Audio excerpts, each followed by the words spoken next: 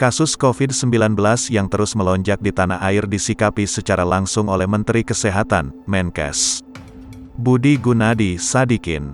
Budi mengatakan imbas persebaran COVID-19 yang semakin masif, kini dibutuhkan sekira 16-20 ribu perawat tambahan di 7 provinsi.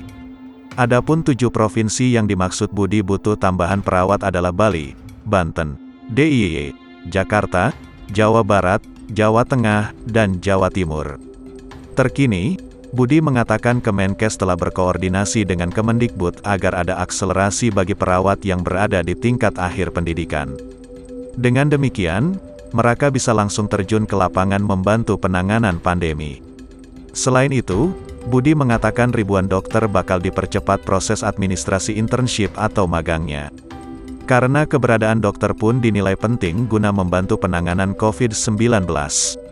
Budi mengatakan untuk saat ini Indonesia kekurangan 2.200 hingga 2.900 dokter.